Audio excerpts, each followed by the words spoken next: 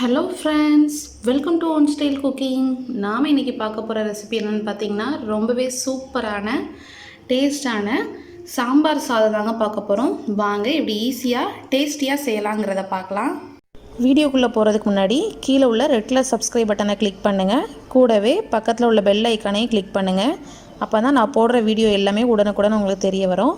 வாங்க இப்போ வீடியோக்குள்ளே போகலாம். சாம்பார் சாதம் பண்ணுறதுக்கு காயை நறுக்கும் போதே அரிசியும் பருப்பையும் ஊற வச்சு வச்சுருக்கேன். ஸோ அரிசி வந்து பார்த்திங்கன்னா இந்த கப்பால் 2 கப் அரிசியும் 1 கப் துவரம் பருப்பையும் சேர்த்து ஊற வச்சு வச்சுருக்கேன். பருப்பு வந்து நீங்கள் அதிகமாக சேர்த்திங்கன்னா தான் உங்களுக்கு வந்து சாம்பார் சாதம் ரொம்ப நல்லாயிருக்கும். ஸோ இது கொஞ்சம் நேரம் ஊறட்டும். காய் வந்து பார்த்திங்கன்னா நீங்கள் எந்த காய்னாலும் எடுத்துக்கலாம். ஸோ நான் வந்து இன்றைக்கி கத்திரிக்காய், அப்புறம் கேரட், மாங்காய், முருங்கைக்காய் எடுத்திருக்கேன். ஸோ மாங்காய் முருங்கைக்காய் போட்டு செஞ்சிங்கன்னா உங்களுக்கு சாம்பார் சாதம் ரொம்ப சூப்பராக இருக்கும். அதுவும் பார்த்திங்கன்னா நான் அன்றைக்கி கிளிமுக்கு மாங்காய் எடுத்திருக்கேன். அது இன்னுமே நல்லா வாசனையாக இருக்கும். ஸோ புளி பார்த்திங்கன்னா நான் கம்மியாக தான் எடுத்திருக்கேன். இதில் வந்து பார்த்திங்கன்னா நான் மாங்காய் அதிகமாக சேர்த்துருக்கேன். இது வந்து நல்லா புளிப்பாகவும் இருக்கும், நல்லா ஃப்ளேவராகவும் இருக்கும்.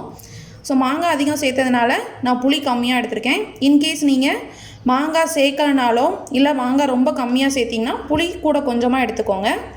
இப்போ நம்ம சாம்பார் சாதம் செய்ய ஆரம்பிச்சிடலாம். சாம்பார் சாதம் பார்த்திங்கன்னா நான் இன்றைக்கி கடாயில் தான் செய்ய போகிறேன். நீங்கள் குக்கர்லேயும் ஈஸியாக செய்யலாம். குக்கரில் செய்கிற ப்ரொசீஜரை உங்களுக்கு நான் சொல்கிறேன். இப்போது நல்லா கடாய் காஞ்சதும் இதில் கொஞ்சம் ஆயில் சேர்த்துடலாம். ஸோ நம்ம கடைசியில் தான் தாளிக்க போகிறோம், அதான் நல்லாயிருக்கும். இப்போ நம்ம வதக்கிறதுக்காக கொஞ்சமாக ஒரு 4 டீஸ்பூன் போல் ஆயில் சேர்த்துருக்கேன்.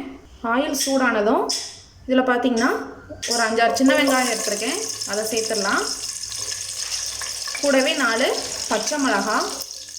இப்போ இது கூட ஒரு பெரிய நாட்டு தக்காளி சேர்க்க போகிறேன். ஸோ நாட்டு தக்காளியும் பார்த்தீங்கன்னா கொஞ்சம் புளிப்பு டேஸ்ட் இருக்கும். நீங்கள் பெங்களூர் தக்காளி இந்த மாதிரி யூஸ் பண்ணிங்கன்னா 2 தக்காளி போட்டுக்கோங்க.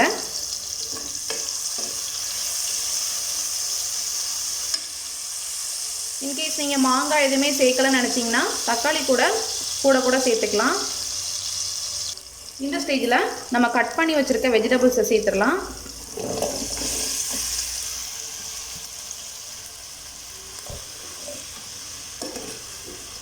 வெஜிடபிள்ஸ் சேர்த்து நல்லா மிக்ஸ் பண்ணி விட்டுக்கோங்க.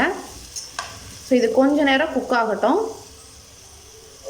இந்த வெஜிடபிள்ஸ்லாம் பார்த்திங்கன்னா இந்த ஆயிலையே நல்லா வதங்கணும்.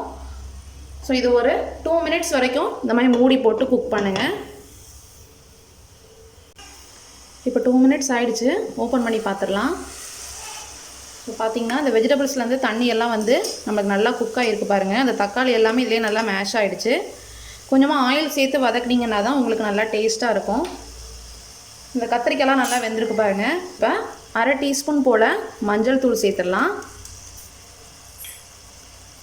1 டீஸ்பூன் மிளகாய் தூள். நம்ம ஆல்ரெடி காரத்துக்கு பச்சை மிளகாய் 4 மிளகாய் சேர்த்துருக்கோம், அதனால் கவனமாக சேர்த்துக்கோங்க.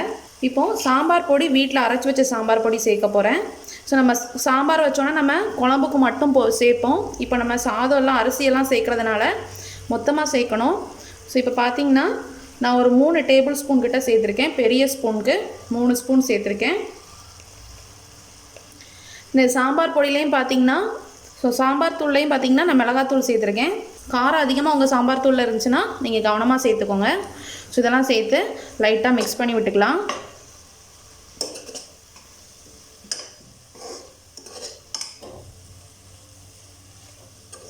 இப்போ இதில் நம்ம கரைச்சி வச்ச புளியை சேர்த்துடலாம். புளி தண்ணி சேர்த்து லைட்டாக மிக்ஸ் பண்ணி விட்டுக்கோங்க. இப்போ இந்த சாதத்துக்கு தேவையான அளவு தண்ணி சேர்த்துடலாம்.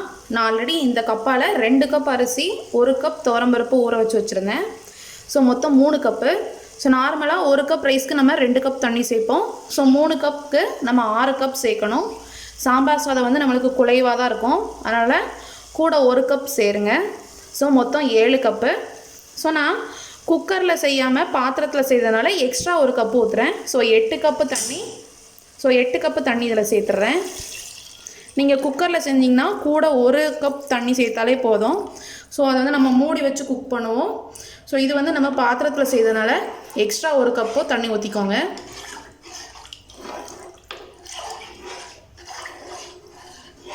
இப்போ இது கூடவே நம்ம ஊற வச்சு வச்சுருந்த அரிசியும் பருப்பையும் சேர்த்துடலாம்.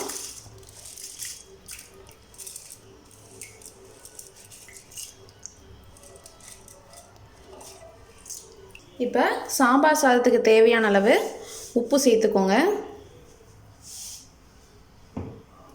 ஸோ இதெல்லாம் சேர்த்து நல்லா மிக்ஸ் பண்ணி விட்டுக்கலாம்.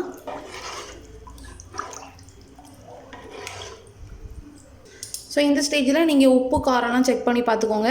உப்பு காரம்லாம் நம்ம சாப்பிட்ற டேஸ்ட்டை விட கொஞ்சம் அதிகமாக இருக்கணும். ஸோ எல்லாமே கரெக்டாக இருக்குது.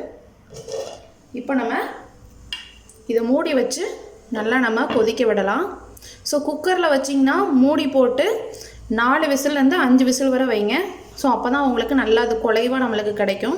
ஸோ நான் இப்போ பாத்திரத்தில் செய்கிறதுனால நல்லா மூடி போட்டு அந்த தண்ணியெல்லாம் வற்றுற வரைக்கும் நம்ம வைக்கணும். ஸோ இப்போ நல்லா தண்ணியெலாம் நம்ம வற்றி சாம்பார் சாதம் ரெடி ஆகட்டும். ஸோ இப்போ ஓப்பன் பண்ணி பார்க்கலாம். ஸோ பார்த்திங்கன்னா உங்களுக்கு அந்த தண்ணியெல்லாம் வற்றி நல்லா வந்திருக்கு. ஸோ இப்போ லைட்டாக அதில் மிக்ஸ் பண்ணி விட்டுக்கோங்க. உங்களுக்கு சாதம் பார்த்திங்கன்னா வெந்துடுச்சு, ஆனால் உங்களுக்கு இன்னும் குலைவாக வரல. ஸோ தண்ணி நல்லா இருக்குது, ஈரப்பதமும் இருக்குது. இந்த ஸ்டேஜில் நம்ம அடுப்பை சிம்மில் வச்சு ஒரு 5 மினிட்ஸ் மூடி போட்டு வைங்க. உங்களுக்கு சாம்பார் சாதம் ரெடி ஆயிரும். ஸோ இப்போ 5 மினிட்ஸ் ஆகட்டும், அதுக்கப்புறம் நம்ம தாளிச்சிடலாம். ஸோ இப்போ 5 மினிட்ஸ் ஆகிடுச்சு, ஓப்பன் பண்ணிடலாம். ஸோ பார்த்திங்கன்னா சாதம் பார்த்திங்கன்னா நல்லா நம்மளுக்கு வெந்திருக்கு. ஸோ நல்லா குழஞ்சி வந்திருக்கு. ஸோ இதான் நம்மளுக்கு கரெக்டான ஸ்டேஜு. இந்த ஸ்டேஜில் கொஞ்சமாக கொத்தமல்லி இலையை தூவி நல்லா கிளறி விட்டு அடுப்பை ஆஃப் பண்ணிடலாம். ஸோ இந்த ஸ்டேஜில் கொத்தமல்லி இலை சேர்க்குது நல்லா வாசனையாக இருக்கும் உங்களுக்கு. ஸோ இப்போ ஃபைனலாக நம்ம தாளிச்சிடலாம். இப்போ தாளிக்கிறதுக்கு ஒரு கடாயில் ஆயில் சேர்த்துருக்கேன். ஆயில் நல்லா சூடானதும் கொஞ்சமாக கடுகு, கொஞ்சம் வரமிளகாவை சேர்த்துடலாம். ஒரு 5 வரமிளகா கிள்ளி சேர்த்துருக்கேன். கூடவே பெருங்காயத்தூள். நம்ம பெருங்காயத்தூள் எதுவும் சேர்க்கலை, அதனால் இப்போ கொஞ்சம் அதிகமாகவே சேர்த்துக்கோங்க.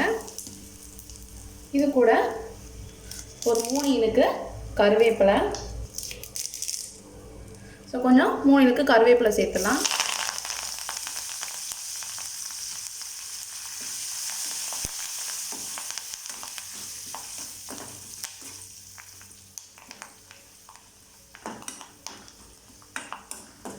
ஸோ நம்மளோட தாளிப்பு ரெடி ஆகிடுச்சு. இப்போ அதை சாம்பார் சாதத்தில் சேர்த்துடலாம்.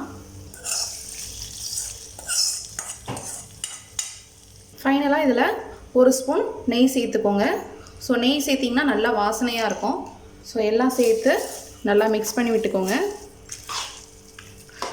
ஸோ இந்த சாம்பார் சாதம் வந்து பார்த்திங்கன்னா அப்பளம் வச்சு சாப்பிடும்போது ரொம்ப நல்லாயிருக்கும். ஸோ நம்ம புளியெல்லாம் சேர்த்துருக்கிறதுனால நீங்கள் காலையில் செஞ்சு மத்தியானம் இல்லைனா ஈவினிங் கூட சாப்பிட்லாம். ரொம்ப டேஸ்ட் நல்லாயிருக்கும். வேறு பொரியல் எதனாலும் நீங்கள் வச்சு சாப்பிட்லாம். ஸோ அப்பளம், வரமிளகா, எங்கள் ஊர் சைட்லலாம் எள்ளு பொடி வச்சு சாப்பிடுவாங்க. ஸோ ரொம்ப நல்லாயிருக்கும். ஸோ நம்மளோட சூப்பரான சாம்பார் சாதம் ரெடி ஆகிடுச்சு. இப்போ பரிமாறிடலாம். ரொம்பவே சூப்பரான டேஸ்டான நம்மளோட சாம்பார் சாதம் ரெடி ஆகிடுச்சு. நீங்களும் உங்கள் வீட்டில் ட்ரை பண்ணி பாருங்கள். இந்த ரெசிபி பிடிச்சிருந்துச்சின்னா நம்ம சேனலை லைக் பண்ணுங்கள், ஷேர் பண்ணுங்கள், சப்ஸ்கிரைப் பண்ணுங்கள், மறக்காமல் கமெண்ட் பண்ணுங்கள். தேங்க்யூ.